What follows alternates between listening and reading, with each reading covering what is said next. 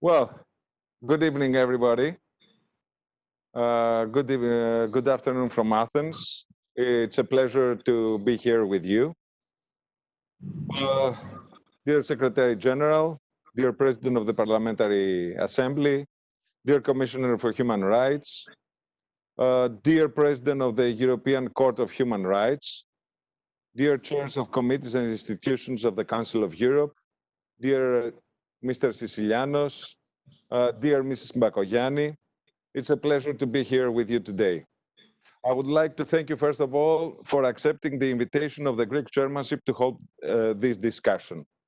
I would also like to welcome everyone connected with us online, starting with the permanent representatives of the member states in Strasbourg.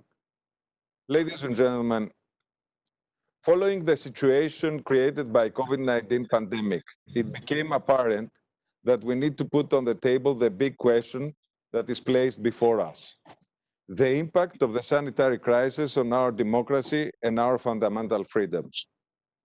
The question opens a great debate. Finding the right answers is indeed a challenge, and like all major challenges, needs a comprehensive response. The best place to hold this debate is actually the Council of Europe. The sensitivity displayed by the institutions of the Council of Europe against these commanding challenges has been both timely and focused, and I may also say inspiring. I am referring to the guidelines to member states by the Secretary General and the clear positions adopted by all institutions of the Council. I followed each and every one of them very carefully. Ladies and gentlemen, as you can see, I'm standing a few steps from the Acropolis, an eternal symbol of democracy and free expression. Another pandemic, 2,400 years ago, caused in this city the chaos and massive loss of life. That pandemic claimed the lives of 1/3 of the population of Athens and marked the end of an era. So we have an excellent example on how a sanitary crisis can affect democracy.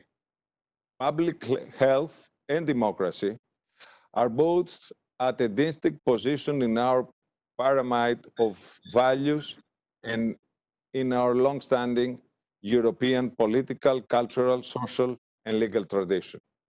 But during the crisis, we have a decision to make, and we decided to place human life above everything else and to safeguard decent living for the elderly.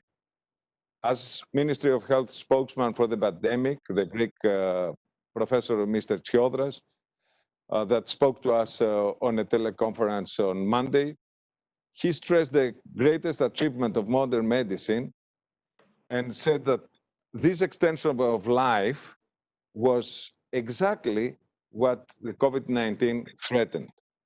In order to protect public health as a human right, we were compelled to impose restrictions on a series of fundamental rights, as you rightly point out, dear Commissioner for Human Rights.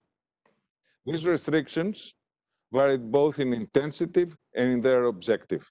Some of them applied directly on those infected, such as confinement. Others were meant to contain the spreading of the virus and were imposed to those not infected by social distancing. In the same spirit, free movement was restricted along with other freedoms and rights, namely access to justice or economic activity, in order to protect human life and public health.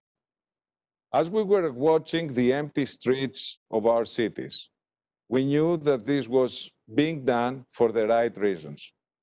We did it to save human lives, but we also knew that there were certain red lines that should not be crossed. The principles and values lying at the core of the Council of Europe are the ones that have been guiding us in difficult times: democracy, rule of law, respect for human rights. These are the valuable shield that the system of European Convention of Human Rights provide to us and to our democratic institutions for more than 70 years now. The sanitary crisis was not only a threat to human life, but also a threat to our democracy. Very soon, serious questions started to emerge. Did our fellow citizens belonging to vulnerable groups have the special attention they deserve? What about the underprivileged children? What about those students who do not have access to digital technology? When the time comes for election, how can the will of the electoral body be freely and democratically expressed? How can this fundamental right of the citizens be safeguarded? These and many more, I believe, are some of the critical questions that we as politicians all across Europe need to focus on with a sense of responsibility towards European citizens. Especially if we take into account that European citizens accepted the restriction measures in a mature and a very disciplined way. One might say that all happened quite easily. This could induce the thought that it would be easy to impose restrictions because people, in their own set of values, give priority to health rather to freedom. Or, in other words, that the people, when driven by fear, can be easily subjected to limitations in their fundamental freedoms without serious reactions. This would be unacceptable. The fact that certain hard measures were accepted by the people due to the fear of the disease cannot, in any circumstances, justify restrictions or certain fundamental rights and liberties, such as the right to free expression. These measures need to be temporary, proportionate, and based on scientific facts that prove their necessity. They also need to be constantly reviewed. This is specified in the Convention and has been repeatedly stressed by all institutions of the Council of Europe. I heard Mr. Daems recently saying that the parliamentary process in the member states must continue as long as possible in emergency situation. I couldn't agree more. In Greece, we kept the parliament functioning all through the difficult times of the pandemic. The committees kept working, and all the measures applied against COVID-19 were adopted by the parliament. At the same time, presenting the truth to the public in clear and honest terms and without leaving space for fake news helped significantly in building a relation of trust with the people. It is also thanks to this relation of trust that we can say today that we managed to contain the spread of the virus and flatten the curve. Dear friends, as we all know, this situation is far from over. Much has been said on the economic consequences and the impact on the labor market. We also have to pay attention on the greater social and human consequences. The ministerial session in Athens on November 4th should be an opportunity for the Committee of Ministers to adopt a set of principles on pandemic in a form of a declaration. I'm thinking, for example, of those relating to social rights, health, justice, education, the media, to name a few. In this context, the chairmanship will support your initiative, dear Secretary General, to promote intergovernmental cooperation. I would like to close my intervention by recalling that the COVID-19 crisis is not the only crisis that we should take our consideration. The climate emergency is another major challenge for our societies, and the Council of Europe must rise to the occasion. Following on the initiatives of the Georgian chairmanship, the Greek chairmanship has maintained the priority on human rights and the environment. And I hope that the initiatives on this matter will be soon launched. Dear friends, we may have national borders to separate us, and we may have chosen to close them down temporarily in order to protect human life and the public health. But this does not mean in any way that we lack the spirit of understanding or solidarity towards each other. We need to care about those who left us and their families and those who suffered in an intensive care unit away from their families until they were cured. At the same time, we need to care about the blows inflicted in our democratic values by the pandemic. We have to do anything in our power so that freedom and democracy prevail and human rights and the rule of law be respected. This is why we believe that by discussing how this issue was dealt with in every country and by sharing good practices, we will be able to produce a set of principles on which we can rely. These principles will serve as a map for all us all, citizens, organizations, governments, so that if ever have to face this situation again, during our generation or sometime in the future, we will not have to go through an uncharted territory as we do now. We will be prepared. Our children will be prepared. We owe this to the next generation, to the generation E, the generation of Europe. These principles need to combine the respect for life and public health with the respect of democracy, rule of law, and human rights. Combination which I believe is accurately presented in the history of this city, both ancient but also in the modern times. We are looking forward to welcome you in Athens, so we can make an important step by adopting a declaration based on these principles, a declaration that will open a new page, a new chapter in the book of human rights protection. I strongly believe that in this manner, we can give a whole new meaning and a significant added value to the celebration of the 70 years of the European Convention on Human Rights. I would like to thank you for your attention, and I would like to give the floor to the Secretary General of the Council of Europe for her intervention.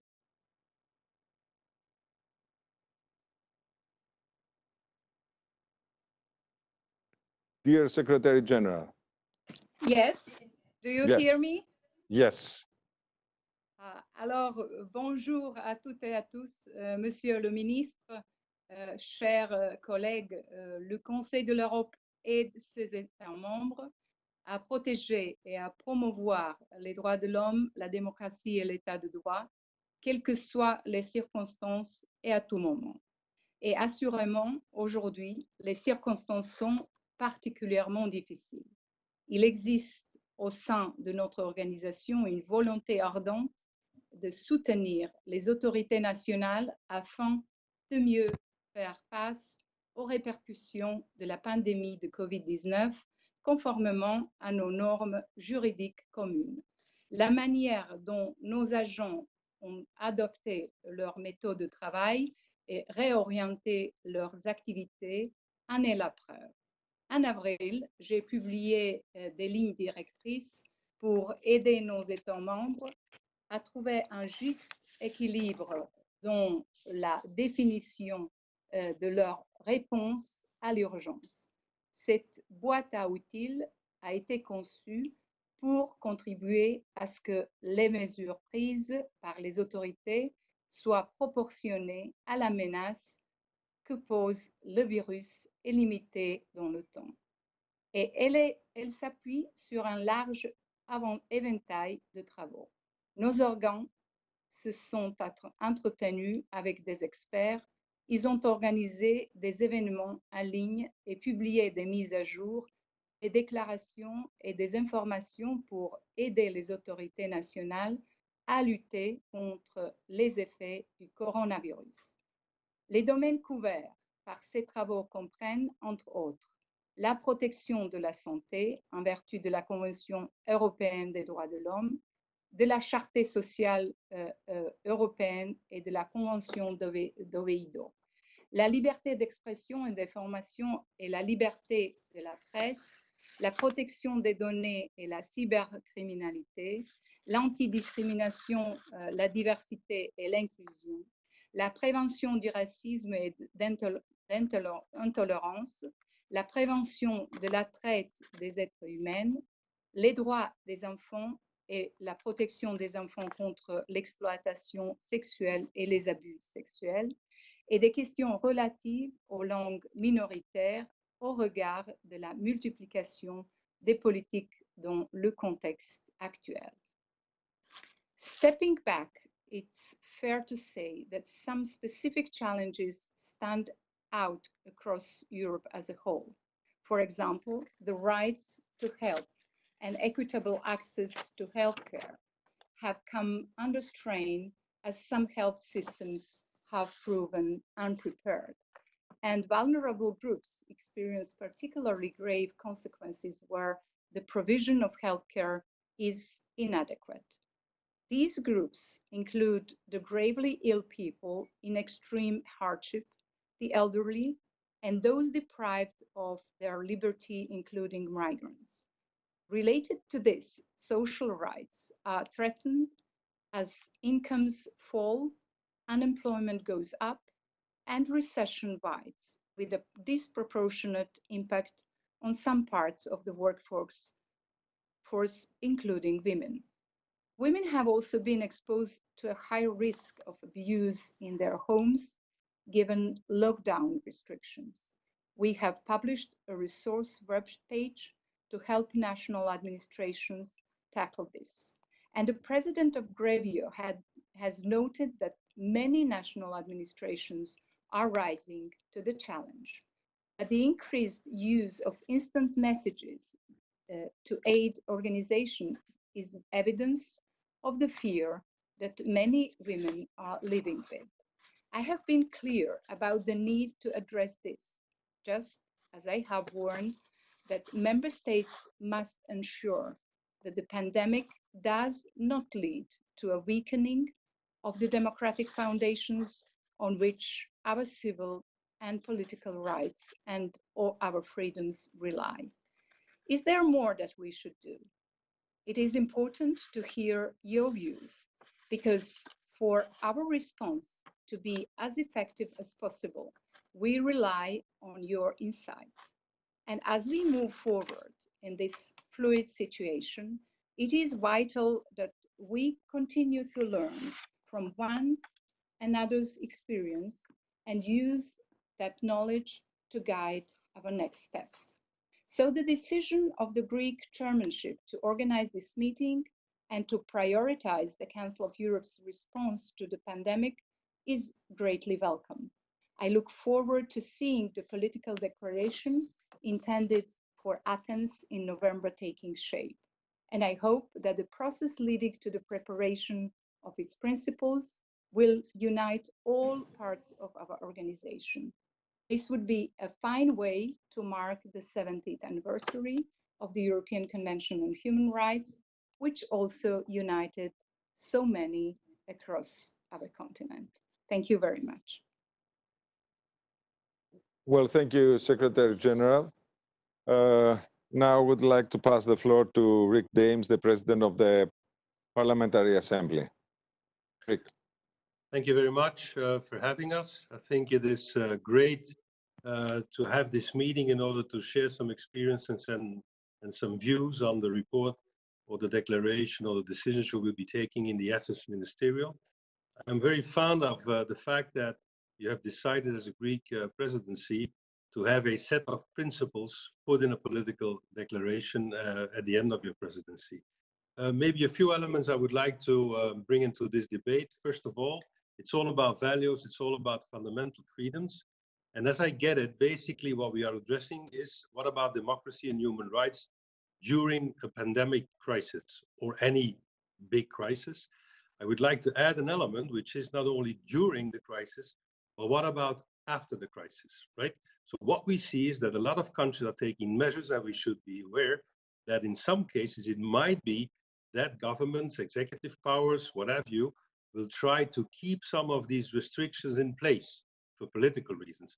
So one element that I would like to bring into this debate is that when addressing human rights, democracy during the crisis and setting out some principles, I think also to a certain extent we should address how about after the crisis returning to normal, not accepting the abnormal, returning to normal and having our values, fundamental freedoms, the rights 100% in place.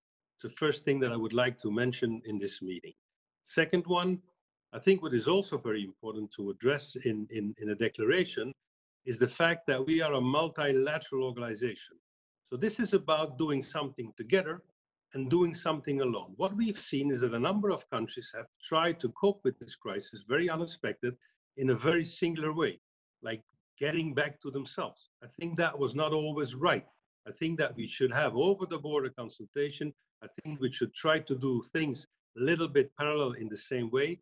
So the report that you will make, the guidelines, the principles, in my view, also have to address multilateralism as opposed to nationalism and extremism. But let's be fair, what is going to happen once the measures go down, politically speaking, I suspect that extremism, nationalism are going to try to grasp the concept of freedom and to build on that, wrongfully so. So multilateralism, again, as opposed to nationalism and extremism, in my feeling, in my view, also might be an element to be addressed in these principles. The third one, obviously, and this is about the Parliamentary Assembly, how do parliaments cope with this? As you rightfully, Chair, said in the beginning, we believe that parliaments should stay on deck at all times. From an organizational point of view, it might be not easy, but basically the citizens' trust is given to a parliament, and then a parliament gives their trust by majority to an executive power. So the parliament needs to stay on deck. So in these principles, it would be important, in my view, that we set out some elements, and we can help you with that from the Parliament Assembly, as how do parliaments stay on deck? Secondly, what is the relationship between a parliament and the executive power during a crisis? Why is that? Because we know that it is the executive who needs to put in place certain measures, but it needs the legal basis, and this is the parliament who needs to adopt it.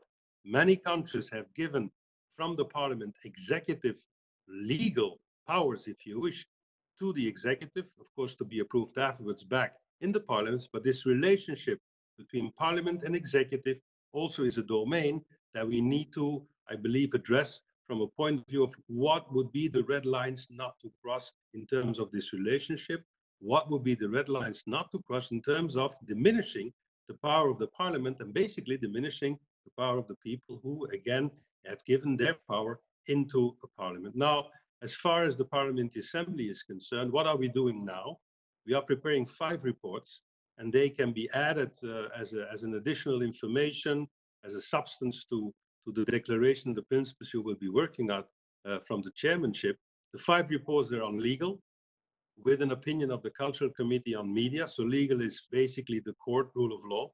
Political committee will have a report. This is basically on what should the parliament be able to do? What is the relationship between the parliament and the executive? What about multilateralism as opposed to nationalism and extremism? Third one is the social committee. That report is already done, so we will share that with you. Of course, it needs to be adopted in the standing committee. That addresses more the health issue. The fourth report is on migration and refugees. What about these people during a crisis? And then the fifth one is about equality and the rights of women also during this crisis. But then again, these 5 reports will address the issue from a point of view, what about red lines, principles during the crisis, but also what about once the crisis is done? So we need to be sure that our values, our fundamental freedoms on these 5 topics remain 100% intact. We know life will be different, but the values and principles should remain. The second initiative that we have taken is we send out, on the basis of the toolkit, excellent toolkit, by the way, from the Secretary General, we send out some kind of an information to the 47 presidents of parliaments, of course not to the executives, because that's not our counterpart, but the 47 parliaments chairs got from us a message asking to have a debate on the floor in their parliaments about all these important topics. I can tell you that already today, we've got Georgia, we've got probably Italy, we've got Greece, one of the first, obviously. We probably will have France, Belgium is done. The Netherlands will be on board tomorrow, Germany. We try to have Iceland, Turkey. In the coming weeks to come, to have these debates on one or more of these elements in the national parliament itself, in order to link up the national parliament to the multilateral aspect of the Council of Europe. And I think, Chair, you're absolutely right.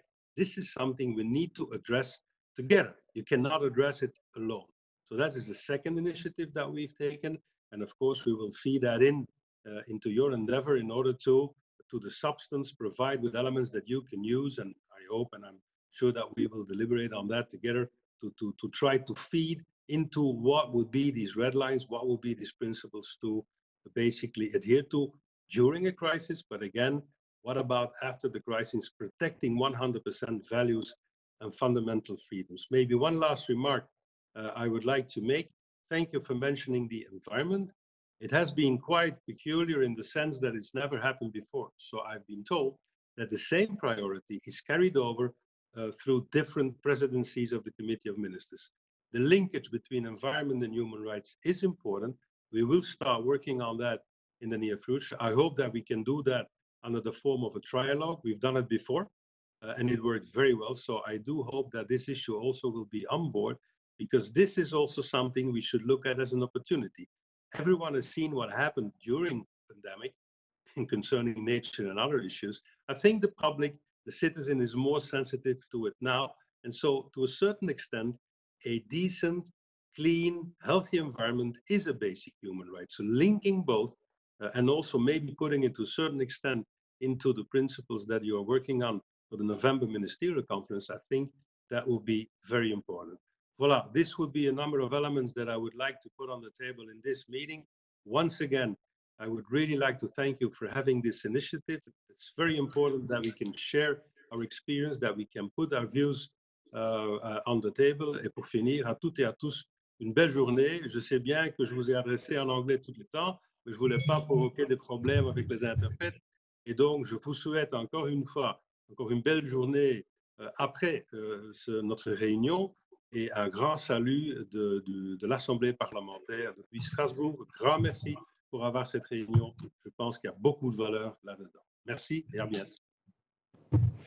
Merci beaucoup, cher Président, pour votre intervention. Je reste sur le trilogue que vous avez déjà proposé et je pense qu'on peut faire en forme de trilogue avant d'adoption de cette déclaration. Alors, on y va au président de la Cour des droits humains, Monsieur le Président, dear Spano, dear Mr. Robert Spano, it's a pleasure to have you here with us, and Thank you very I much. would like also to congratulate you for your election. And I want to express, as I sent to you to the letter that I've sent to you, that as I said, to express our confidence in your institutions, and we are looking forward for a fruitful period in the European Court of Human Rights. Thank you very much, Minister. Thank you very much indeed for organizing this session, and also for your kind words now at the outset. It is a great pleasure for me to be here with you today, along with my predecessor, President Sicilianos, and the Registrar of the Court, Roderick Little. I want to contribute at the outset with first a general point about the nature and scope of the pandemic and what I perceive to be the consequences for the Council of Europe, and then perhaps move on to elaborate briefly on a few ways in which I think the pandemic may potentially impact the convention system, and maybe contribute at the end with some general elements, some general principles that perhaps may be of use for the preparation of the ministerial session in Athens in November. Now, first, my general point, which is this. This pandemic is not only a crisis in the sanitary sense. It is, I think, and I think it would be useful for us in our deliberations to bear in mind, as some have already said, that for the further development of European democracy, the rule of law, and for the protection of human rights, the pandemic also constitutes a challenge, a crisis that we need to take very seriously. Interestingly, the crisis has brought our peoples back to first principles. People are appreciating again the need for solidarity in our communities, to the importance of social safety nets, in particular for our younger generation, which I know is an element very important for the Greek presidency, a stable and secure employment situation, and also to the realization of the importance of family life. the Council of Europe and the convention system with the European Court of Human Rights as the adjudicatory body, we may not be on the front line in any sanitary sense, but we are certainly on the front line in safeguarding and promoting the rights and values embedded within the Council of Europe structure and the European Convention on Human Rights. I would argue, ladies and gentlemen, dear colleagues, that never before has the Council of Europe and what this organization of 47 member states stands for been as important as now and in the months and years to come. It is a great challenge that we are confronted with, and it is extremely important. And echoing the comments made by the president of the PACE, the Parliamentary Assembly, now unity of purpose and us speaking with a collective voice becomes ever more important. Let me elaborate on this. What does this require from all of us at the general level of policy and law? It requires that the external message of the Council of Europe, its standard-setting work, and the work of the European Court of Human Rights incentivizes and triggers us to try not only as a singular entity, but as a collective entity of states with common values that we intend to secure and safeguard, attempt to find common ground in the way we move forward. The pandemic certainly puts pressure on member states to fulfill their positive obligations to protect life. But the collective voice must be found to galvanize and counter the risks of the pandemic being utilized as a pretext for abusing public power, imposing measures on the populace which, although intuitively persuasive in the face of an unprecedented threat to human life and well-being, is upon a closer look potentially manifestly disproportionate and an overreach for fundamental rights and freedoms. Balance is key and balance is essential. Let me then move on to my second part. I want to identify and distill 4 principles, 4 general and fundamental principles, which I think will be manifested in the convention-based challenges to the measures applied by states countering this threat.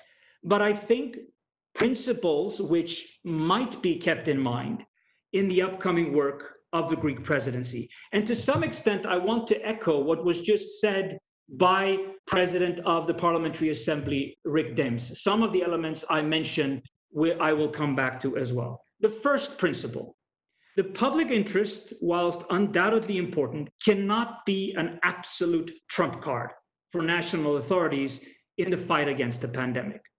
The convention requires proportionality, a balance to be struck between the public interest and the autonomy of the person. The responsibility for striking that balance is at the outset for the national authorities. That is clear. But in short, the convention requires all national authorities, the legislative, executive, and judicial branches to engage with the principle of proportionality in good faith.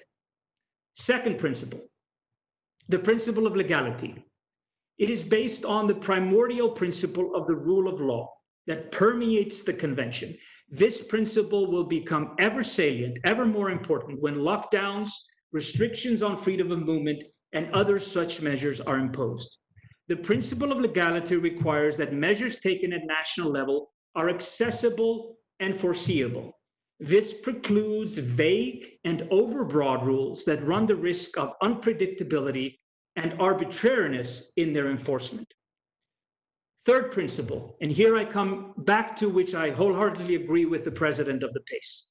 Rules adopted at national level as a basis for pandemic-related measures restricting individual rights must not afford excessive discretion to the executive. In a true democracy, the executive must not be the sole arbiter of what rules are applicable. The democratically elected legislator must be reactive and up to the task of engaging with the difficult balancing of interests required in this field. I do hope that the Parliamentary Assembly will be at the forefront of disseminating to the member states principles to parliaments in how they should deal with actualizing, operationalizing the legislative will into the norms applicable in this field. My final principle, which I think we need to take account of, is that the adoption of emergency laws or declarations deviating in general from convention guarantees must be strictly tailored to meet the exigencies of the situation. As I speak, 10 member states have derogated from the convention under Article 15 of the convention. So let's be clear, emergency laws must not become the new norm. This is a crucial element in the message moving forward. The pandemic may well alter our lives, may well change our lives, but the Council of Europe should be at the forefront in making clear that it must not eradicate the system of fundamental values which forms the cornerstone of the Council of Europe and the European Convention on Human Rights. Thank you very much, Minister. Well, thank you very much, President. I think that all four items that you presented in your intervention, proportionality, legality, excessive discretion to executive, and emergency laws should not become the new normality, are all defining what is going to be our work from now on, how to define these basic values and how to put certain elements limiting exactly the powers of the executive over the extreme case situation. And I would like to go to the Commissioner of Human Rights for her intervention. I would like to welcome you in our discussion, dear Dunja, and you have the floor. Well, we can't hear you. You have to open. You have to open the microphone. Yeah. No. Okay. Now you can hear me? Yeah. Yeah. Good. Yeah. Thank you. Chairman, Secretary General, President of the Parliamentary Assembly, President of the Court, Excellencies, ladies and gentlemen, I'm very happy to join you in this exchange of views.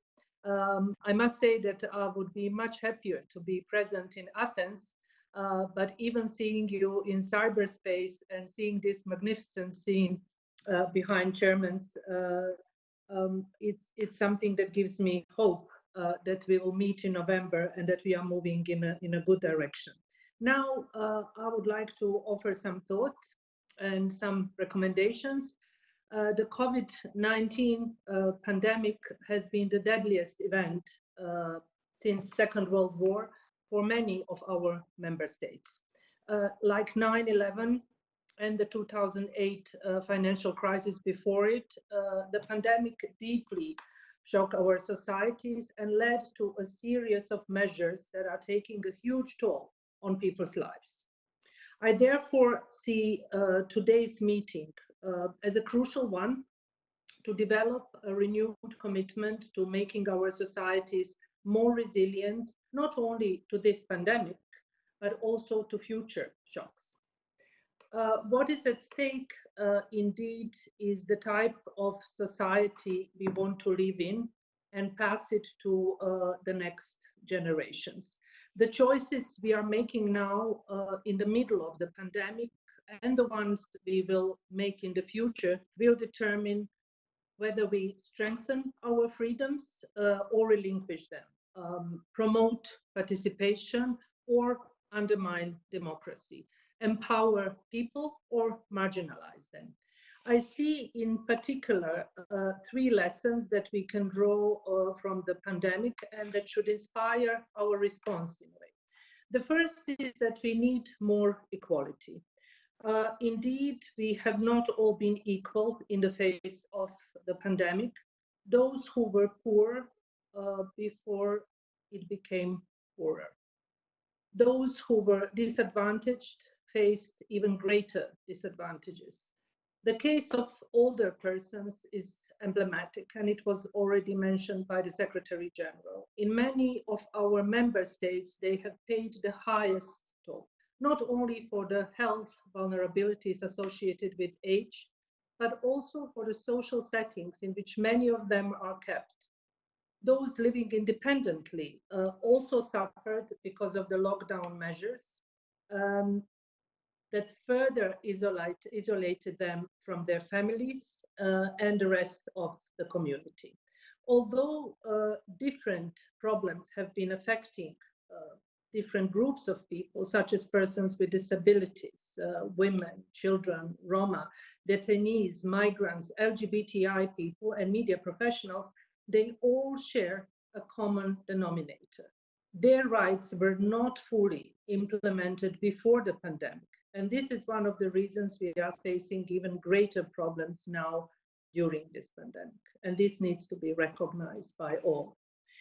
If these people's rights had not been neglected in the past, the pandemic would probably have taken a less dreadful toll, and we would face a less daunting task today. The second lesson is that we can no longer procrastinate in realizing human rights for all. We need a renewed impetus now. The many challenges that our societies will have to face require that we strengthen the place human rights occupy in our societies, starting by giving a more central focus to equal enjoyment of social and economic rights and equal access to healthcare and education. There is no easy fix, but already taking the decisions to address the long-standing shortcomings together is a good start.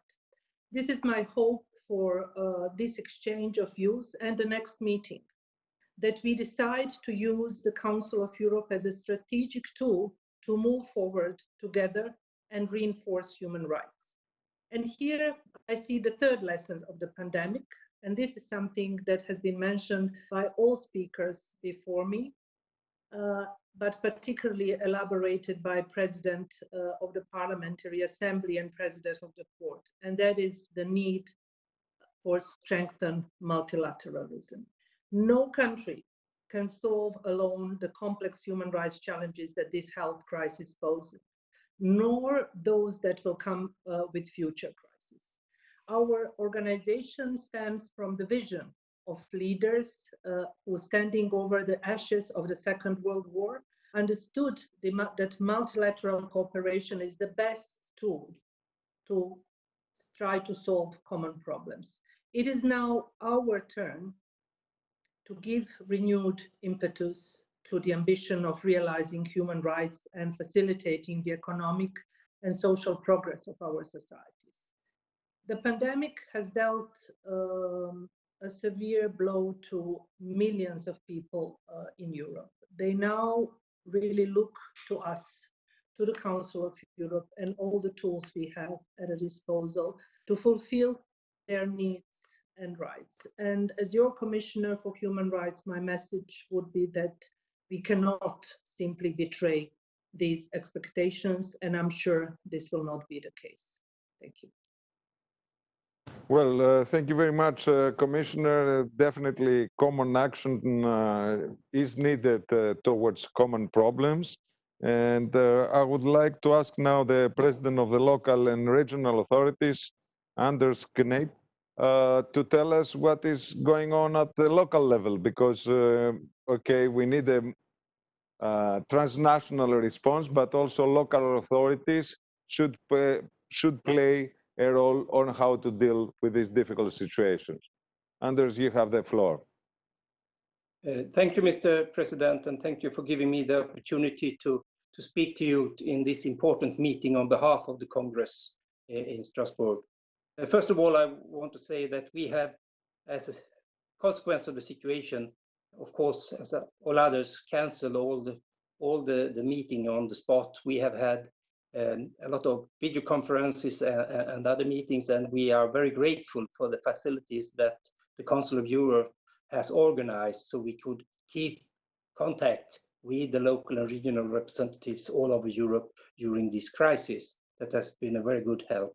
And we have also very strongly supported the statements and guidance from the Secretary General of the Council of Europe to be sure that we could fulfill the work even during these very difficult times. We can say that the situation is, as you all know, very special for all institutions all over Europe. But what we can see very clearly is that a lot of the things that are delivered at the moment to the citizens when it comes to healthcare, elderly care, testing, all sort of measures taken is done by local and regional authorities all over Europe. And I think it's very important to remember that also when we discuss the future. And we have collecting now, and we are working with collecting good examples, experience from what is done from our local and regional authorities all over Europe, that we could use this in the future when we are going to discuss what was well done, what could we have done in a better way, what were mistakes was done, and so on, to guide for the future. We have also launched a web platform showcasing activities and good practice that all local authorities around Europe can take care of. And I have also had a lot of meetings with representatives around in Europe, for example, the mayor of Istanbul and other persons who are in charge of the work in Europe. And what we can see, I can give you two examples that we are very concerned about. And that's, for example, that we have received very quite worrying information from Turkish sources on the continuation of suspensions of mayors in the southeast of Turkey and the ongoing undermining of local self-government in the country during the pandemic. And I decided to issue a statement and call for an end of this situation. We have also received information from the Latvian Association of Local and Regional Governments regarding worrying developments of the current territorial reform, particularly in the light of the continued COVID-19 crisis. And the president of the Chamber of Local Authorities issued a statement to call for suspension of the territorial reform in the country to allow for proper consultation. What's in front of us now is that we are planning to hold thematic debates in September.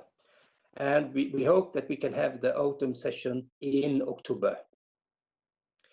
But questions related to the function of local and regional democracy in times of crisis will be discussed, such as the postponement of local elections. We have seen a lot of local and regional elections has been postponed, and that has led to the situation that we have asked for nominations of new member for the new term of the Congress to be postponed to the end of this year, so we can take on account of the local elections and regional election that not has been held.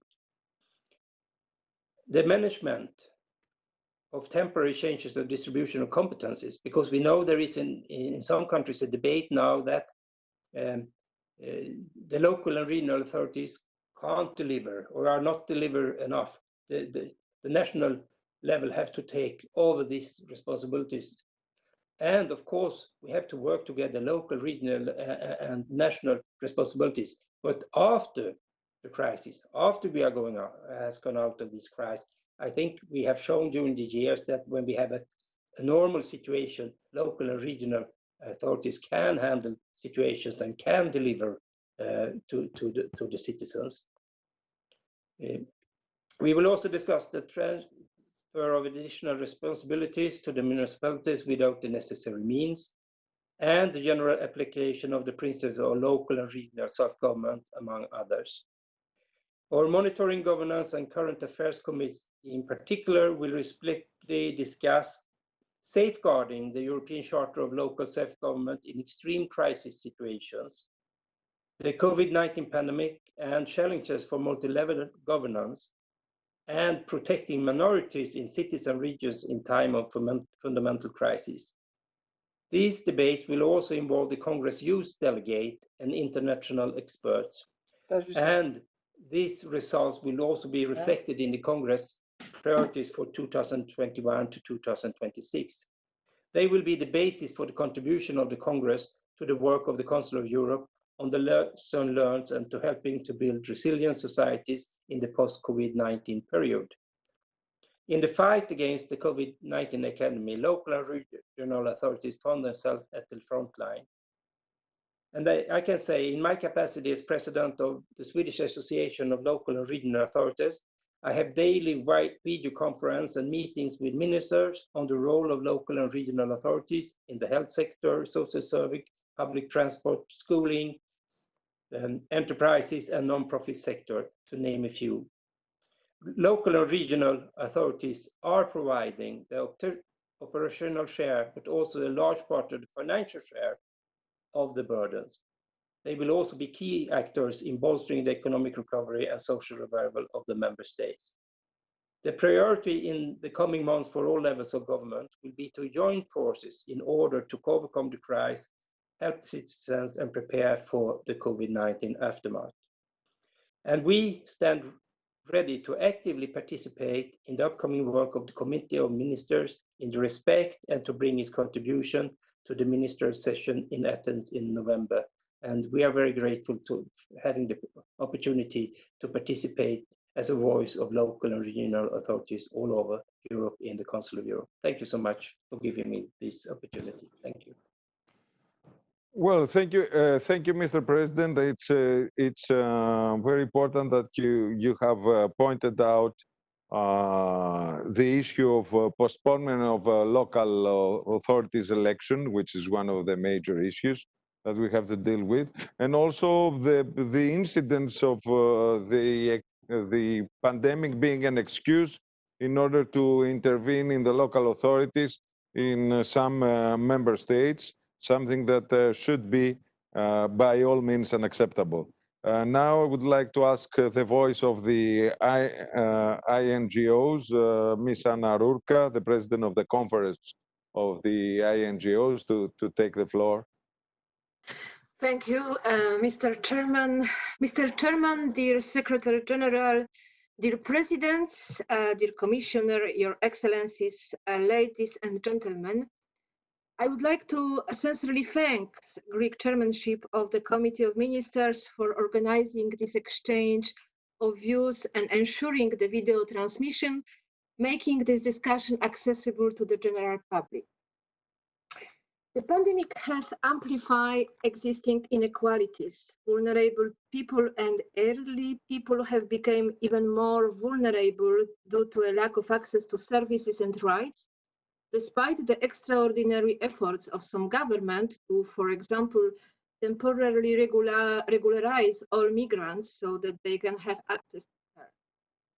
Victims of domestic violence, children at risk, victims of gender-based or racial or ethnic discrimination, persons with disabilities, undocumented migrants, persons living in poverty, youth and adults, homeless people, Roma, persons deprived of liberty, but also human rights defenders themselves are, according to our members, the most vulnerable groups affected by the phenomena that have increased during the pandemic. The risk faced during the pandemic has provoked a trauma which will have long-lasting consequences, particularly with regards to mental health, civil rights, and social and economic concerns. However, the health issue were quickly joined by economic concern, and questions remain on what changes this pandemic will bring to our societies. Will we come back to business as usual or as soon as possible? Or could this crisis bring changes in laws, public policy and practices to implement fully human rights, democracy and rule of law and protect the most vulnerable and to feel stronger together? Definitely, a healthy democracy based on human rights and rule of law is also good for our health.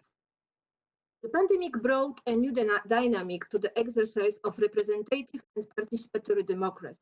The government assumed an exceptional power in several states during the pandemic.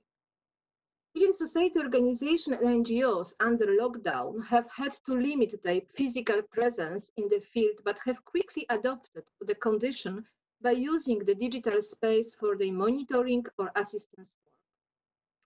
If we take an overall picture of the situation, we see that civil society is a key partner in helping states to frame inclusive policies and provide social support to vulnerable communities, they should be recognized not only as charities, but also as democratic actors and partners.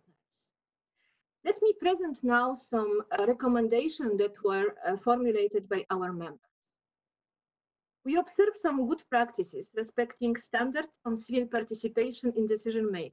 However, these are fairly isolated cases, initiated by local government or MPs. In a more general way, civil society organizations and the public at large have rarely been consulted in the process of designing, implementing, or reviewing appropriate measures. Public participation, especially for CSO, cannot be restricted at that time when they are a partner in responding to emergency.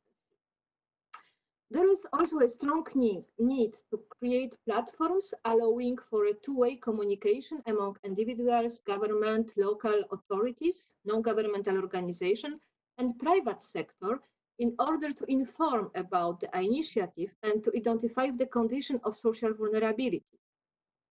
In times of health emergency, evidence-based decision-making and transparency are crucial. The decision makers should provide local government, the relevant private sector actors, and NGOs and civil society with access to open data on the social vulnerability and the risk faced by citizens. Such solution can empower citizens by giving visibility to their concerns, better enabling them to join or influence the governance process and facilitating the access to the information needed and to create a grassroots solution. COVID-19 should not be used as an excuse to violate the fundamental rights. We recommend reinforcing the ratification and implementation of the European Social Charter and in collective complaint procedure in order that people living on the margin of society, including migrants, can benefit from these rights. There is a need to provide good working conditions and access to appropriate equipment for all professionals who remain on the front line. Our expectations are that our government, together with local authorities, helped by the general public, take more targeted action to protect all vulnerable groups within society. Regarding the elderly person, there is a need to change our approach and behavior. We need to fight against ageism. The emergency measures should be proportionated and limited in time. These measures should not have a discriminatory impact. Access to the internet should be declared by all member states as a fundamental right.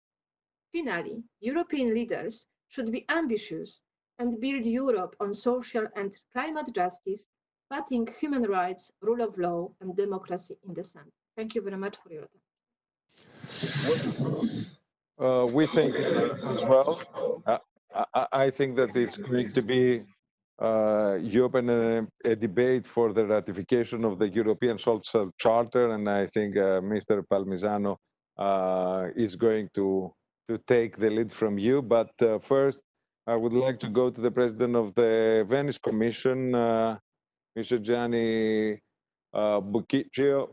You have the floor. Merci, Monsieur. Mesdames et Messieurs, les guerres, les catastrophes naturelles et les épidémies ont toujours existé sur notre terre. Bien avant la peste d'Athènes de l'an 430 avant Jésus-Christ, à laquelle vous avez fait référence. La Commission de Venise traite de la question de l'état d'urgence depuis longtemps. Elle avait préparé en 1995 une étude, un manuel sur l'état d'urgence. Ensuite, sa doctrine en la matière s'est enrichie grâce à de nombreux avis qui ont été demandés par les États membres sur des questions spécifiques liées à cette question. Le Covid aujourd'hui représente une situation inédite. Nous ne l'avons pas connue avant, par son ampleur et ses conséquences sanitaires, sociales, économiques. Ceci a été probablement dû à l'interconnexion croissante entre des villes hypermondialisées. Maintenant, cette l'épidémie que nous traversons a rendu nécessaire le recours à des pouvoirs et des stratégies d'urgence, et nos États doivent se montrer très résilients pour éviter que ces pouvoirs d'exception ne nuisent à la démocratie, aux droits fondamentaux et à l'état de droit, pendant et après l'urgence. Pour cela, il est essentiel, en tout premier lieu, que tout état d'urgence respecte les principes identifiés par la Commission de Venise. La nécessité, celles sont justifiables, les mesures susceptibles d'aider l'État à surmonter la situation exceptionnelle. La proportionnalité, à laquelle a été fait référence à plusieurs reprises, notamment par le président de la Cour des droits de l'homme. Les mesures d'urgence doivent être en relation raisonnable avec le but légitime de surmonter la crise. Le caractère temporaire. Le caractère temporaire, les mesures d'urgence ne doivent rester en vigueur que tant que perdure la situation exceptionnelle.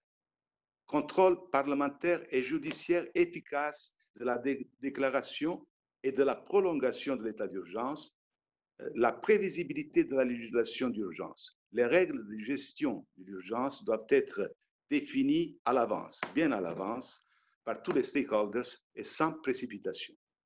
La coopération loyale entre les institutions de l'État. Ce principe acquiert une importance capitale lorsqu'il y a des modifications dans la distribution des pouvoirs horizontales. Par exemple, lorsque le gouvernement donne des pouvoirs accrus à un ministre particulier, comme le ministre de la Santé ou le ministre de l'Intérieur, et verticale, c'est-à-dire lorsqu'il doit y avoir une répartition entre l'État, les régions et les collectivités locales. Parce que cela doit garantir une action efficace et coordonnée dès lors l'égalité et l'équité de traitement de tous les citoyens. Les modèles constitutionnels de gestion des états d'urgence dans les pays membres du Conseil de l'Europe sont très variés et peuvent tous être considérés comme acceptables à condition qu'ils garantissent le respect de ces principes. La crise a certainement posé des défis spécifiques et elle a également révélé des lacunes et des faiblesses dans la législation, mais aussi et surtout dans les critères de choix et les priorités de définition des politiques et des stratégies. L'état d'urgence repose sur la dichotomie normalité-exception. Nous devons certainement nous poser la question de comment retrouver aussi rapidement que possible la première en sortant de la seconde. Mais il est aussi important de faire trésor de l'expérience de la seconde pour être mieux préparé à gérer une nouvelle crise, car malheureusement, je crains qu'elle va se reproduire. Espérons le plus lointain possible. Voici quelques points de réflexion.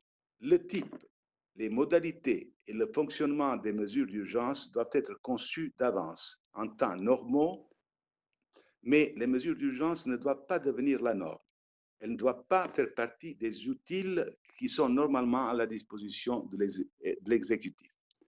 Si la rapidité d'action indispensable à la gestion de la crise justifie le transfert de compétences du Parlement à l'exécutif, le Parlement ne doit jamais cesser d'exercer ses prérogatives de contrôle, y compris a posteriori, pour donner une légitimité démocratique aux actions de l'exécutif. La justice constitutionnelle et la justice ordinaire doivent continuer d'être exercées de manière indépendante et efficace. Les mesures d'urgence ne doivent pas avoir d'effet permanent. S'il est nécessaire de prolonger ces effets, c'est le Parlement qui doit en prendre la décision. En situation d'urgence, seules les questions strictement nécessaires et étroitement liées à l'urgence doivent être décidées. Il est exclu qu'on prenne d'autres mesures législatives concernant d'autres sujets et encore plus, il est exclu qu'on organise des référendums constitutionnels. En situation d'urgence, la nécessité de contrepoids, checks and balances, institutionnels et non institutionnels est manifeste. La liberté, l'importance de la liberté d'expression et de la presse est accrue et capitale. Nous avons créé très récemment un observatoire pour contrôler la mise en œuvre des mesures d'urgence et des déclarations d'urgence dans nos différents États membres. et cela va nous fournir une somme de données qui pourront être exploitées pour préciser davantage ces principes et ces critères. Il y a un point aussi très important, et il a été fait, on a fait référence à ce point, notamment le président de l'Assemblée et le président du Congrès, aux élections. Un état d'urgence peut mettre à mal l'équité des élections, notamment la possibilité de bénéficier d'une campagne électorale ouverte et équilibrée. Les élections devront donc normalement être reportées, sauf si et jusqu'à quand le scrutin puisse être égal, universel, libre, secret et direct, tout en respectant la sécurité des votants, d'une part, et du personnel des administrations électorales, d'autre part. Voilà, Monsieur le Président, en concluant, un bilan du fonctionnement des institutions pendant la crise à la lumière des critères pour indiquer les besoins d'une action dans chaque pays. Et je voudrais souligner qu'en temps de crise, le gouvernement s'appuie lourdement sur l'avis des experts, ce qui est rationnel et justifié. Les décisions restent cependant des décisions politiques. Les gouvernements gardent le choix des moyens d'action et doivent choisir ce qui permet de respecter les principes fondamentaux de la démocratie, des droits de l'homme et de l'état de droit. La dichotomie entre normalité et exception à laquelle j'ai fait référence tout à l'heure, sur laquelle repose l'état d'urgence, n'est pas nécessairement et ne doit pas devenir un synonyme d'une dichotomie entre la lutte active contre le danger et le constitutionnalisme démocratique, ni entre la protection de la santé publique et de l'état de droit. Merci beaucoup. Merci beaucoup, Monsieur Bukikio. Je pense que nous sommes tous d'accord avec vous que c'est un moment pour action politique et décision politique. C'est parce que nous faisons cette discussion maintenant pour prendre cette décision. Alors, je donne la parole à M. Palmisano, le président de comité sur les droits sociaux. Thank you, Minister Varvitsiotis. I hope that you can hear me well. So, Minister, Secretary General, ladies and gentlemen, first of all, I wish to thank the Greek Chairmanship of the Committee of Ministers for organizing this much-needed initiative and for giving me the opportunity to make a statement on the sanitary crisis and social rights. I would like to focus my intervention on 3 points. First, as the COVID-19 crisis painfully revealed, preparedness is all about social rights, and therefore about the European Social Charter, which is the major European instrument for the protection of such rights. In fact, pandemic readiness requires a universal health care and well-equipped and resilient, I would say, public health service. Health and safety at work, arrangements to ensure protection of the rights of older people, employment security, a minimum income and adequate guarantee of the right to housing, adequately resourced and solid public education and the protection of children. All these requirements are in the Social Charter, and fulfilling them is crucial when confronted with a crisis such as COVID-19. This is why the European Committee of Social Rights has already adopted on the 21st of April a statement of interpretation on the right to protection of health in a time of pandemic, which relates to Article 11 of the Charter. And we have also announced a more general statement on COVID-19 and social rights, which will be ready in the near future. Let me say that while the first statement was essential, as it has explained what does it mean implementing the right to protection of health and giving priority to such right in the event of a pandemic like COVID-19 and during the pandemic threat and crisis, the second statement will be equally important, as it will try to clarify how to properly safeguard many fundamental social rights that are under stress due to the pandemic and in the aftermath of the pandemic, due to possible measures taken by states to cope with the pandemic crisis. Second point, but closely related to the first one. The outcomes that countries have experienced are not aleatory or random, so to say. They are rather the result of good practice, or sometimes less good practice. And people have felt those outcomes directly on their lives. It is therefore necessary to draw the lessons in terms of improving and investing in public health and making it truly universal, ensuring safe and healthy working conditions, care arrangements for the elderly, services for and the protection of children, modernizing education to ensure its sustainability and universality, employment security, reducing social and economic inequalities.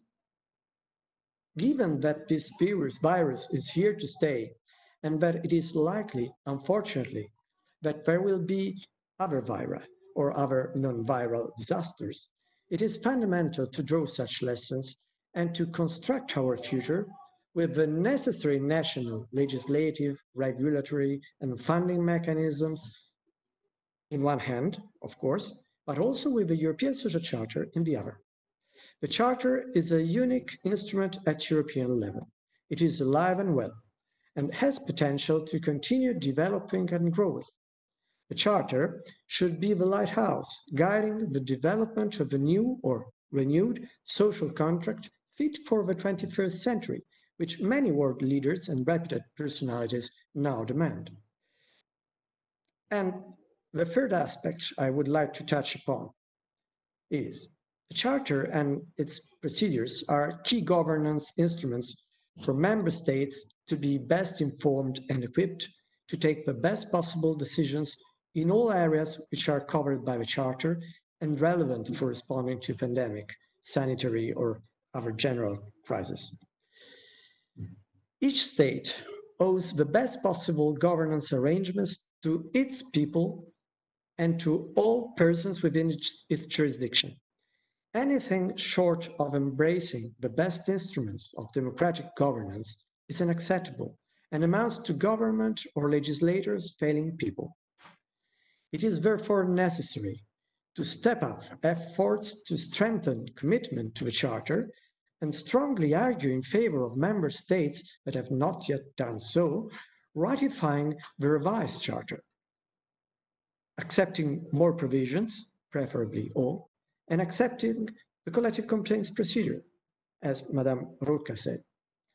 In particular, the collective complaints procedure is not only a good governance tool for member states, but also a good democratic tool given the fundamental role of social partners and civil society at large in identifying the issues that require special attention and scrutiny. In the same vein, and for many reasons, the Council of Europe, alongside member states that are also members of the European Union, should put on the table the question of accession by the EU to the European Social Charter. To sum up, I propose urgent and vigorous action. First, to ensure that the European Social Charter and the case law and findings of the European Committee of Social Rights is fully relied upon as a key governance tool for responding to the current crisis, and that it inspires changes and a new social contract that will allow for improved risk management and sustainability after the emergency is over. And second, to strongly encourage member states that have not yet done so to ratify the revised Charter, to accept more provisions, and to accept the collective complaints procedure. Lastly, given the welcome forward-looking reflection that you have proposed under the Greek chairmanship of the Committee of Ministers, dear Minister, I would like to add a very final suggestion, but if a second turn of very short intervention is foreseen, I might defer such a vote for a next half-a-minute intervention. Thank you for your attention. Well, you have also said we are going to have a second round, but I think that if you have something to propose, do it now so we can comment or somebody else can comment on that, if you please. Thank you. So I would like to say that the current crisis has already had a significant impact on the well-being and the lives of people. I dare say of everyone in our societies. There has been and there continues to be so much suffering and so much loss that people, I mean communities and also millions of individuals, will have to be given the opportunity to engage with, understand, and mourn their losses and their suffering. People will need to come to terms with all this. If people's needs are not satisfied, and there is no opportunity to rebuild trust, the damage will persist and the ripples will destabilize communities and countries and possibly threaten social and democratic sustainability. In order to mitigate these risks, I think that there will be a need for some form of social dialogue to enable reconciliation after COVID-19. I'm thinking, for example, of a sort of an ad hoc public platform or forum. And the Council of Europe could and should play, in my humble view, a part in such a reconciliation process and organized social dialogue. And that's all. Thank you again. Well, I find it a very interesting idea, indeed, the social dialogue in order to build trust and to deal with reconciliation. Thank you very much for your intervention, and I would like now to come to the President of the European Committee for the Prevention of Torture and Inhuman or Degrading Treatment or Punishment, the well-known to us CPT. Dear Mr. Gnatowski, you have the floor.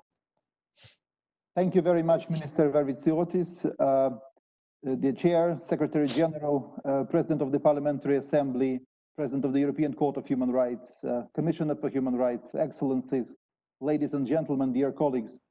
Let me start by thanking the Greek Chairmanship of the Committee of Ministers of the Council of Europe for organizing this important event and for taking up the topic of human rights protection in the context of a pandemic as their priority. I will take this opportunity to make a few remarks regarding the approach that should be taken by the Council of Europe and its member states, in my view, in response to this crisis, both generally and also more concretely in the light of the work of the European Committee for the Prevention of Torture, the CPT. At the most general level, I think that the ongoing crisis demonstrated the clear need to put human rights first in each decision by the authorities of every country in the context of the pandemic and beyond. Every decision taken should be based on a thorough assessment of its concrete implications for human rights of all persons concerned. Further, the implementation of such decisions can only be human rights compliant if it is properly mainstreamed at all levels, from top to bottom. In short, human rights should become a part of everyday thinking for all officials. Any measures taken in response to the pandemic must stem from the positive obligation of states to protect the right to life and respect other fundamental rights and freedoms, first and foremost, the prohibition of ill treatment. Let us keep in mind the position reiterated by the European Court of Human Rights time and again. Articles 2 and 3 of the European Convention on Human Rights enshrine the basic values of the democratic societies making up the Council of Europe. The COVID-19 pandemic has highlighted the relevance of interconnection between these basic values by adding another perspective to it. Thus, problems that had given rise to concerns related to Article 3, such as prison overcrowding and lack of the necessary healthcare for prisoners, in the context of the pandemic became truly deadly, potentially amounting to violation of Article 2. From the CPT's perspective, the pandemic also hit the hardest in those places of deprivation of liberty where the previous recommendations made by the committee had not been implemented. This relates to the entire spectrum of the CPT's broad mandate, from prisons to social care homes, from psychiatric hospitals to immigration detention centers. Let me give you the example of the situation of prisoners. In a sense, the committee is now witness to a pandemic crisis, which is taking place inside a pre-existing criminal justice crisis. As the responses from member states to the CPT's request for information regarding their action to protect detained people during the pandemic have shown, action is only now being taken in crisis mode on some issues that have been the subject of CPT recommendations for very many years. This could be illustrated by referring to three particular principles from the CPT Statement of Principles relating to the treatment of persons deprived of their liberty in the context of the coronavirus disease pandemic, which we issued back in March this year. In that document, Principle 5 reads, as close personal contact encourages the spread of the virus, concerted efforts should be made by all relevant authorities to resort to alternatives to the privation of liberty. Such an approach is imperative in particular in situations of overcrowding. Further, and I emphasize here, authorities should make greater use of alternatives to pretrial detention, to commutation of sentences, early release, and probation. End of quote. While welcoming the measures that have been taken in many member states to release low-risk prisoners and reduce the use of detention, these are policies which, in the interests of the prevention of ill treatment, should remain, so to say, central planks of any healthy criminal justice policy. The action of governments to reduce overcrowding in response to the pandemic also made it clear that some of their previous arguments that they could not decongest prisons were not always fully sincere. Our Principle 6 from the March statement reads, as regards the provision of health care, special attention will be required to the specific needs of detained persons with particular regard to vulnerable groups and or at-risk groups, such as older persons and persons with pre-existing medical conditions. This includes inter alia screening for COVID-19 and pathways to intensive care as required. In this respect, I must say that comprehensive medical screening on admission, as well as providing rapid pathways for specialist care, must become a sine qua non of healthcare provision in places of detention. This is also an indispensable means of reducing the risk of ill treatment through the accurate recording and proper reporting of injuries on arrival. These are by far not the only critical issues that need to be factored in when discussing the response to the COVID-19 crisis. As mentioned in our March statement, Principle 7, while it is legitimate and reasonable to suspend non-essential activities, the fundamental rights of detained persons during the pandemic must be fully respected, and this includes in particular adequate personal hygiene and daily access to open air, and then any restrictions on contact with the outside world should be compensated by increased access to alternative means of communication. In its next annual report, as well as outlining our experience of protecting the rights of detained persons during the pandemic, the CPT will reflect on the need for there to be, as a part of our common European values, a threshold of decency on these matters that is respected in places of detention throughout the Council of Europe space. To sum up, Chair, while state of emergency must of course not become the norm, some of the positive responses of member states to the COVID-19 pandemic, such as taking effective measures against prison overcrowding, make one think of the old saying, necessity is the mother of invention. In this respect, the future Athens Declaration holds out the promise of embedding some of the innovations that have been introduced recently as permanent elements of policies of Council of Europe member states as regards the deprivation of liberty in various contexts, including in the context of criminal justice. I thank you very much for your attention. Well, thank you, President. I want to inform you that on my backdrop there is a strong spring storm that is passing by, so we have extreme noise and a lot of rain. And well, thank you for your comments, and I would like to go on to Mrs. Marija, the Chair for European Commission Against Racism and Intolerance, the Chair of ECRI. Ms. Marija. Thank you very much, Minister, and the Greek presidency for the initiative, this extremely important exchange of views, and the opportunity for ECRI to take part in what we understand is only the beginning of the process for the adoption of the Athens Declaration. Now, our contribution to this dialogue, to this exchange of views, and to the Athens Declaration would be to include the following principles. And I will immediately start with those and then say a few words on each one. So the first would be the principles of complementarity and cooperation. The second, at least in conveying what we see as a very strong and common message to respect for human rights, democracy, and the rule of law during and after the pandemic. Secondly, the principle of inclusiveness when it comes to measures taken by governments, either to deal with the public health emergency or with the consequences, mostly economic consequences of this crisis. Thirdly, empowerment. Empowerment for equality bodies. They need to be independent and effective, and for the civil society. And last but not least, I will have to refer to the principle of flexibility that we all need to show as monitoring bodies of the Council of Europe to adapt to this strange period and these strange circumstances in our monitoring work. So when it comes to complementarity and cooperation, this is not only within the Council of Europe, but also with other bodies such as FRA and ODIHR of the OSCE.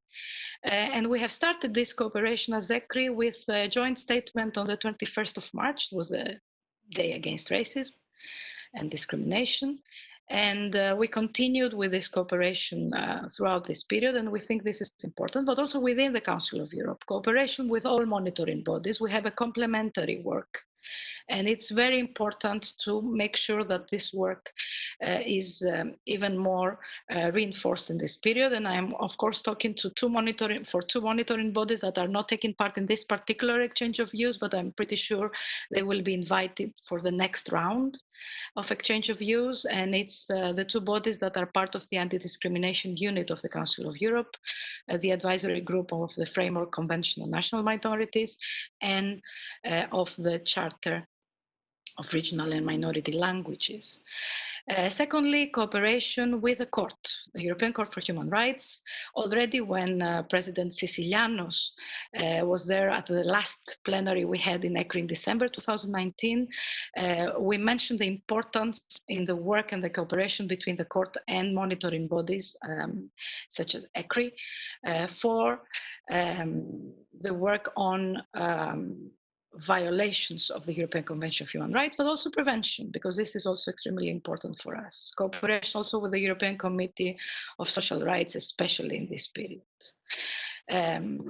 We will also like to mention our cooperation as ECRI in the future. We were supposed to have this meeting in April, but it was postponed for September, with the Parliamentary Assembly on hate speech, targeting particularly vulnerable groups such as Roma, migrants, and LGBTI persons, and our work on the Charter of European Political Parties for a Non-Racist Society. We have decided on the 25th anniversary of ECRI to update and to work with pace on this charter. We consider this is extremely important, especially in this period.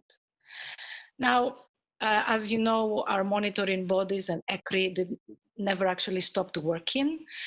We did adopt very early this year our annual report and presented it to the Committee of Ministers. And a few days ago, as Bureau, we published a statement on what are the basic three groups of concern for ECRI that have been particularly affected, either due to extensive restrictions or due to their inherent vulnerability. And I'm talking about Roma, migrants, and LGBTI persons.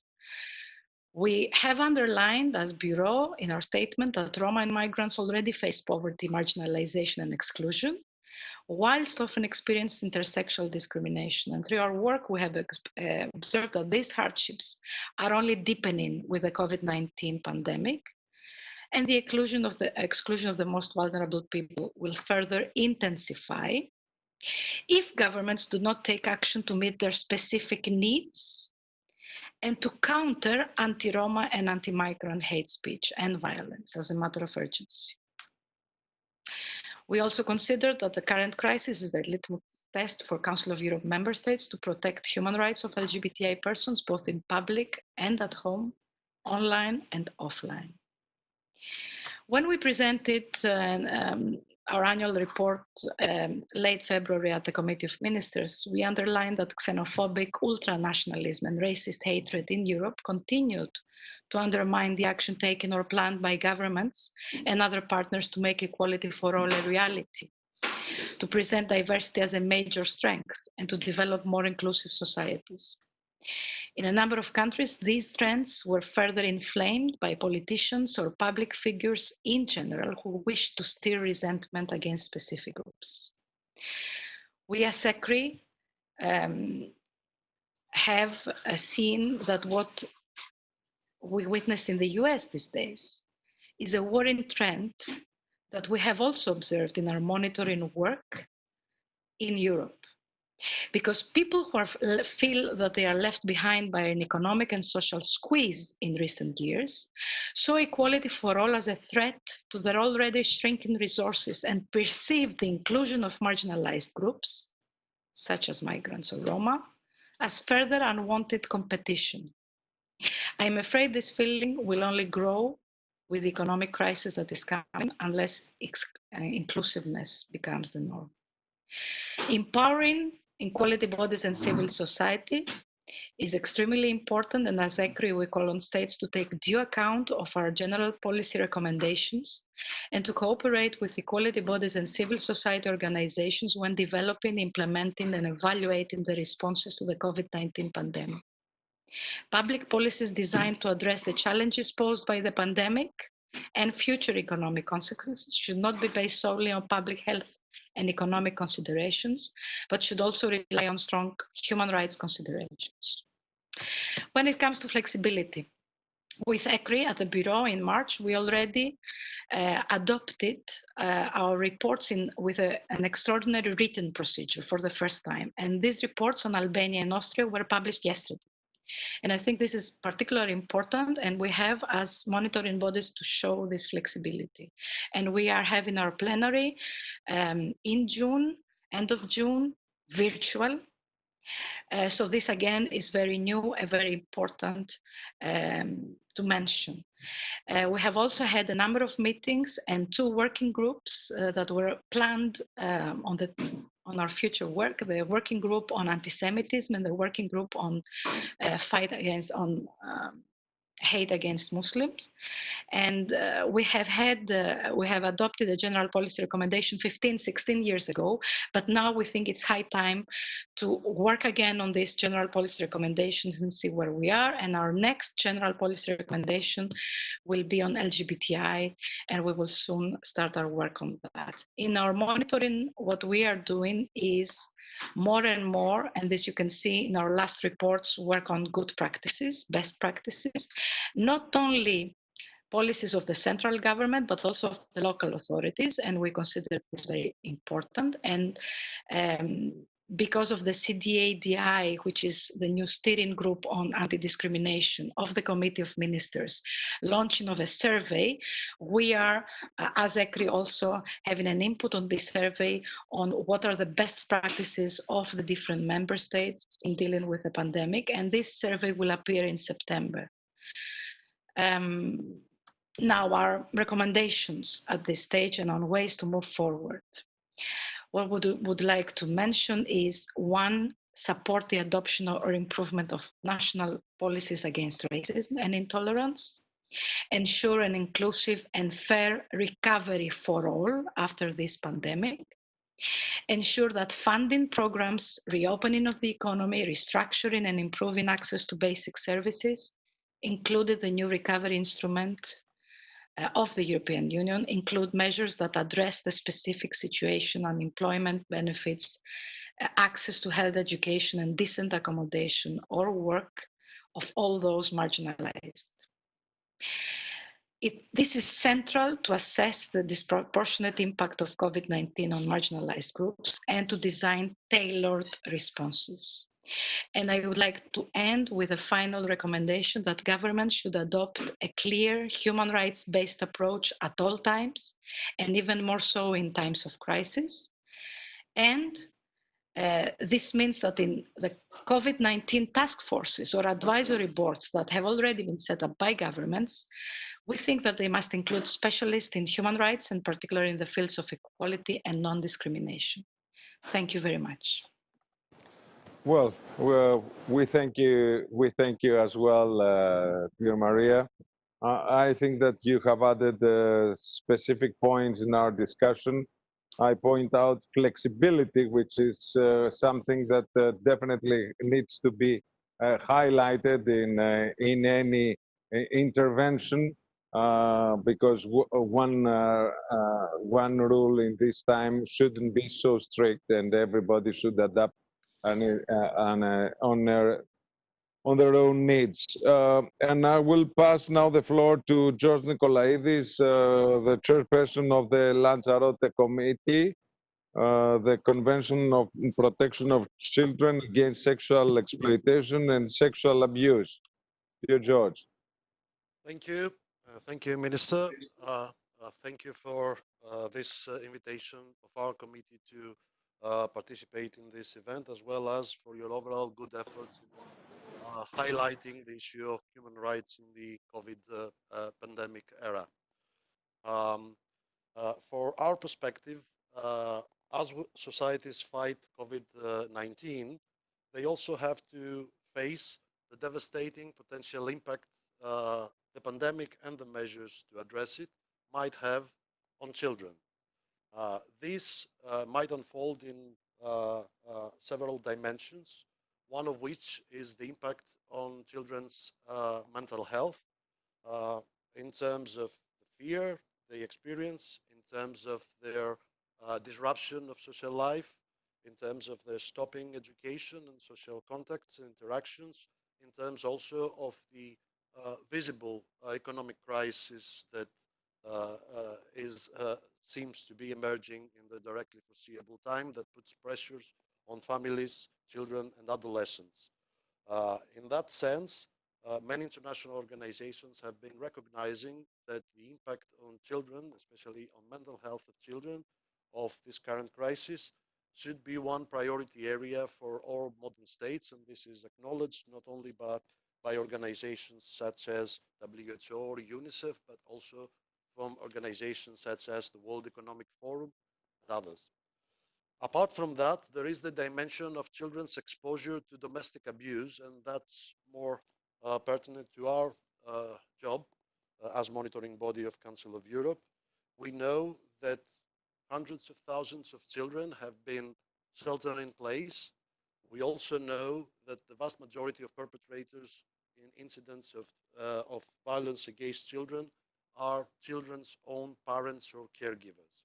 So the situation was the following. We had hundreds of thousands of children being locked up with their own perpetrators, which might have the opportunity, given the circumstance, of expanding the zone of control over their victims 24/7.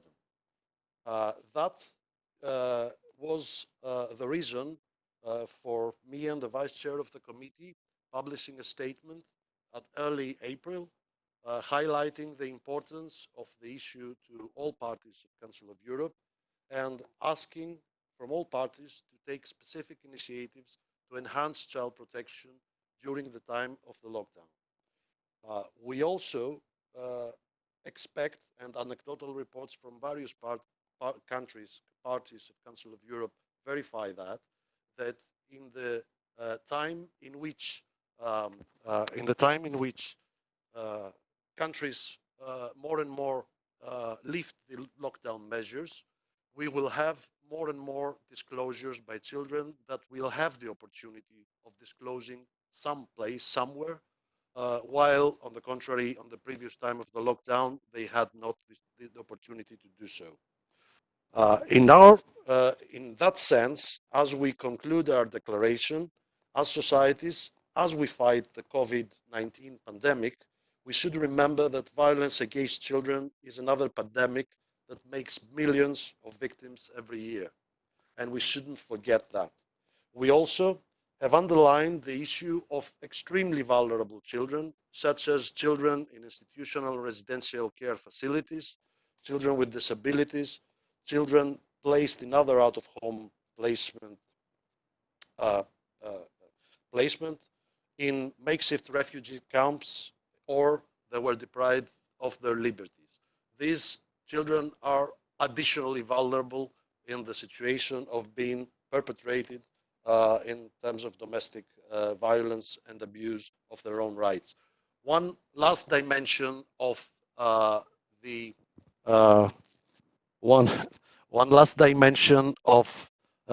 the situation is that in virtue of the shelter-in-place measures applied in most of the countries throughout Europe and globally, children, especially adolescents, had to rely on information and communication technologies to sustain education, their social interaction, leisure. And we know that that exposes them to running the risk of being sexually perpetrated, exploited, victimized more and more frequently.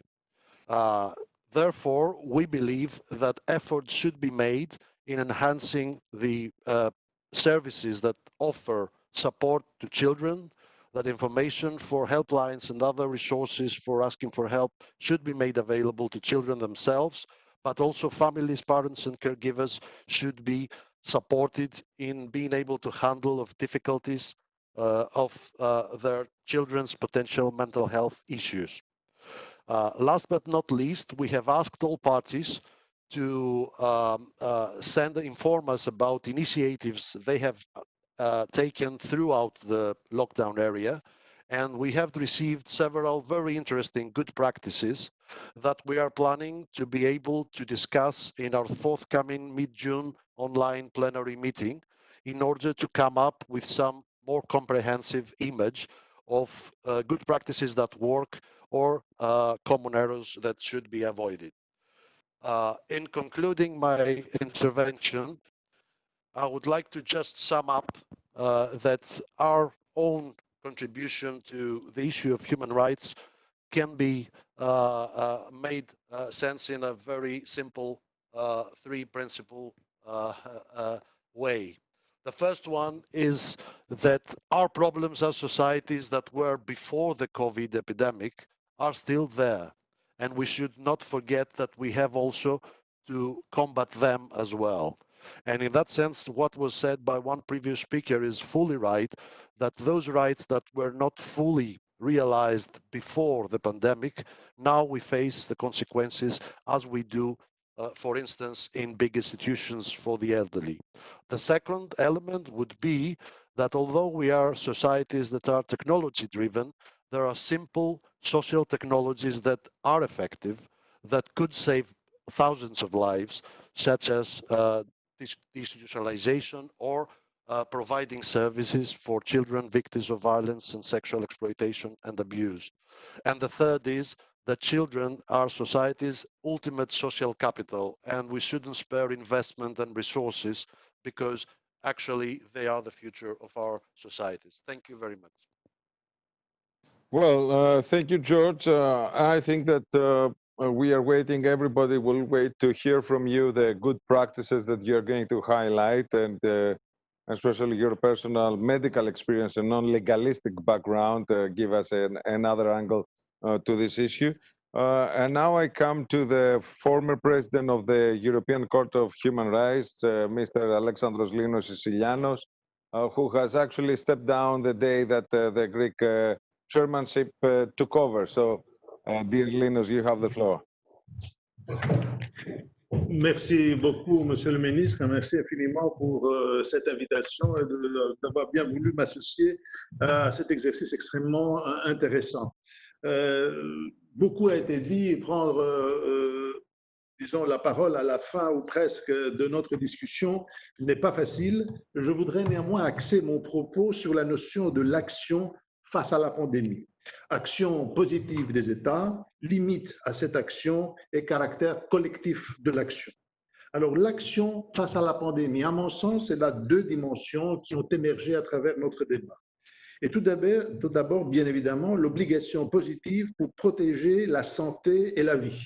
Ce n'est pas facile, c'est facile à dire, c'est extrêmement difficile à réaliser. Et je pense que le président Palmisano a dit beaucoup de choses intéressantes là-dessus, notamment sur les implications sous l'angle de la charte sociale.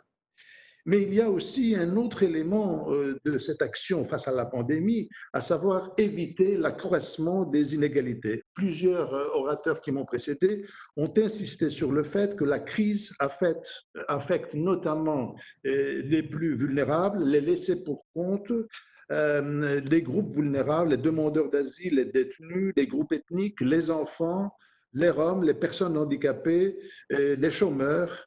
Et bien évidemment, nous avons entendu que la charte sociale, une fois de plus, constitue un outil à prendre en considération, tout comme d'autres instruments du Conseil de l'Europe. Donc, ce deuxième axe de l'action de l'État devrait porter, à mon sens, sur l'adoucissement des effets négatifs de la crise. Non seulement donc l'obligation positive de protéger la vie et la santé, mais d'adoucir les effets négatifs de la crise sur les plus vulnérables, sur les laissés pour compte. Le troisième axe qui, pour l'instant, n'a pas été mis en évidence, ou pas suffisamment en tout cas, c'est celui de voir la pandémie non pas comme un mal seulement, mais aussi comme une opportunité, comme une occasion pour moderniser l'État, une occasion pour moderniser le fonctionnement de la justice. Nous avons fait beaucoup ici à la Cour pour moderniser nos propres méthodes de travail, et il y a eu sous la présidence française, il y a quelques mois, une conférence ministérielle qui nous invitait au mois de novembre dernier, et qui nous invitait à moderniser le fonctionnement de la justice. Donc, moderniser à travers le recours au numérique pourrait être aussi un troisième axe de l'action positive de l'État, moderniser l'initiation également. Les limites à l'action. Le président de la Cour, M. Spano, a mentionné la quintessence, je dirais, le noyau des principes élaborés par la Cour en la matière, l'égalité, proportionnalité, nécessité. Qui dit l'égalité dit aussi qualité de la loi, qui dit proportionnalité et nécessité dit aussi pertinence. Et Mme Maroud a mentionné le recours à des experts, y compris des experts aux droits de l'homme, l'impact sur les droits de l'homme. La Commission consultative nationale française et son homologue grec ont fait beaucoup en la matière, ont émis un certain nombre d'avis concernant l'impact concret des mesures prises par les autorités françaises et grecques respectives. Et qui dit pertinence dit aussi suivi, adaptation continue des mesures et contrôle. Contrôle parlementaire, bien évidemment, les présidents Daems et Burić l'ont soutenu, l'ont mis en évidence, mais aussi contrôle juridictionnel.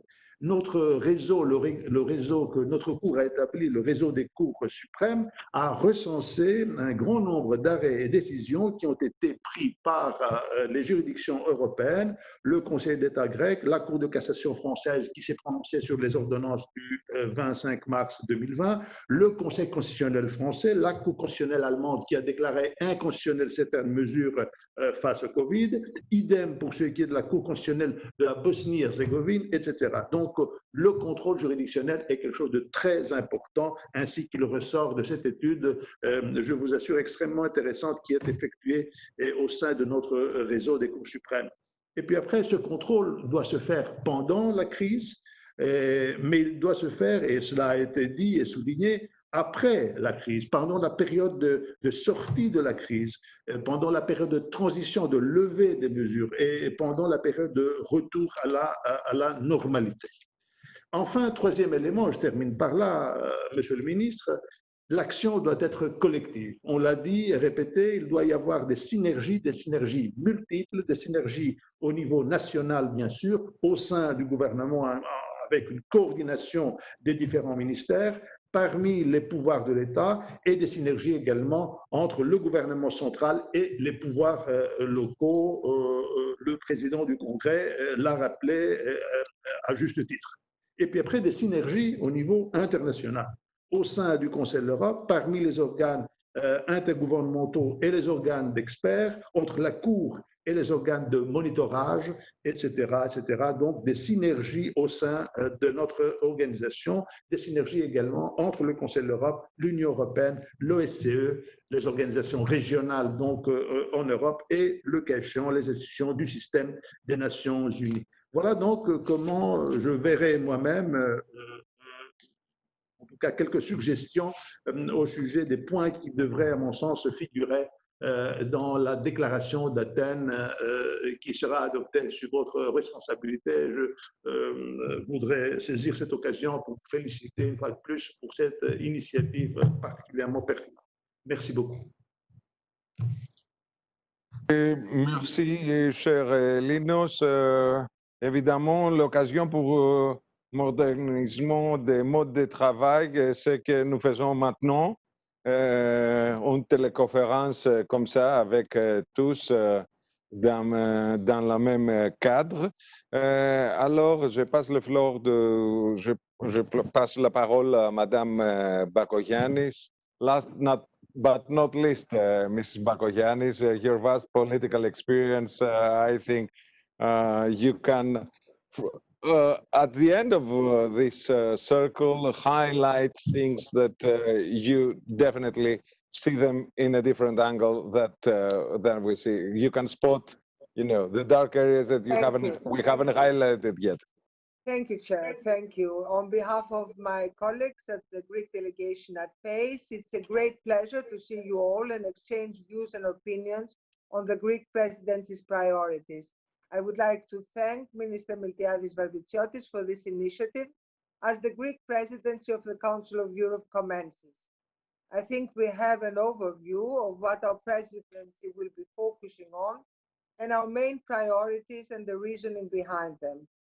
I believe these past few months have brought about fundamental changes in the way we do things as people, as societies, as nations, and as Council of Europe members.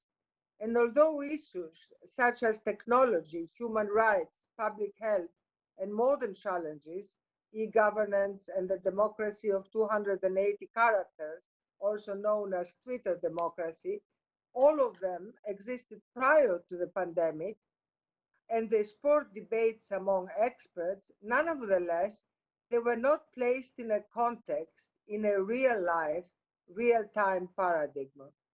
The COVID-19 pandemic brought an abrupt change to all of that. Within roughly a month, we had to learn anew and change the way we travel, how we buy things, how we touch things and one another, how we socialize, how we govern, and how we are governed. It highlighted the importance of scientific data, of cooperation between local and international institutions, the need for transparency and trust in our political system. Without a doubt, COVID-19 brought a number of challenges, as already mentioned, for our economies, our democracies, and our multilateral relations. But as the optimist I consider myself to be, I truly believe it also brought opportunities. To draw from Greece's experience, the past few months saw a huge leap in the digitalization of public and private services, one that many believed would take many years to actually come to fruition. This includes teleworking, digitalization of local public and tax services, teleeducation, and so forth. It led to the strengthening of institutions like government and parliament, where close to our operation was never abandoned. Our parliament, as Mr. Varvitsiotis already said, remained open, following health security protocols, but all executive acts in the context of state emergency met parliamentary scrutiny and approval. This, in turn, restored the trust of our citizens in their government and democracy as one functioning towards their best interest. Of course, I acknowledge this was not the case everywhere, and there are examples where the pandemic created a democracy vacuum, where concrete issues regarding public health, human rights, and transparency arose. There were difficult dilemmas in place.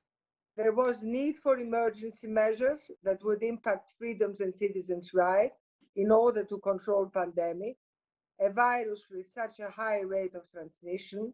Social distancing, restriction of movement, lockdown of places was necessary. An overburdened, flooded health system underlined the need for public-private cooperation, while it tested to the limits the endurance of our medical staff.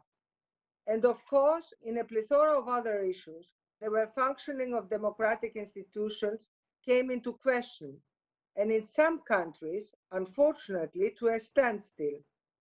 All the above challenges can be seen only as such, simply challenges for us to overcome and set aside, or they can also be seen as opportunities to learn, to adjust, to improve, and to ameliorate our way of doing things. What will be tested here is our resilience, our ability to adjust without sacrificing the principles that define us: rule of law, respect of human rights, and life, trust, and in democracy. Progress and not regress. I'm proud to say that the Council of Europe was a bright example during this crisis. In a matter of a month, all our physical meetings turned to virtual through video conferencing, and our work never stopped. A Council of Europe toolbox was prepared with the contribution of many of you, like PACE President Rick Daems, offering guidance, guidelines, and standards for all member states. And this was invaluable to get us through the recent months and to design the next day. But now we are preparing for two things. First of all, we are preparing for the Athens Declaration. And the Athens Declaration, I think, should be one very, very important message from the Council of Europe to the whole world. With all your experience together, we will be able in this declaration to write down the main messages which we got out of and add up the experience all of you have after the COVID-19 crisis and how we will deal with the next day. And this next day is what the Greek presidency is about. We have to think about the extra mile, thinking forward to what will come in the future and how we are preparing for it, not just in the context of yesterday, but in the context of tomorrow, because there will be an unknown territory for us to discover.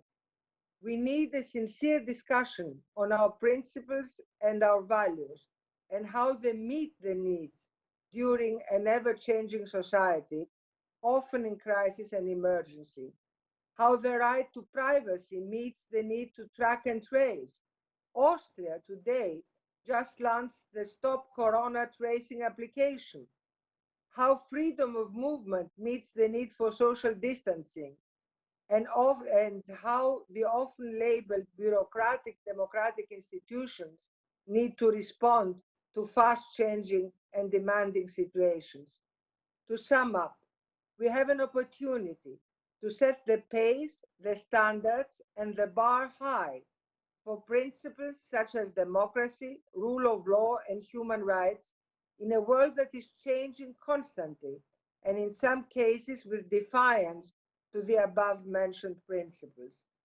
We can learn from today, learn from the pandemic, from the deficiencies and the weaknesses that surfaced, but also from the strength and good practices that emerged, and build a toolbox, not just for today, not just for tomorrow, but for the many years to come, and not just for us, but not only for the members of the Council, but for all. It's a big challenge for the Greek presidency, and I wish all of us every success. Thank you very much, Chair.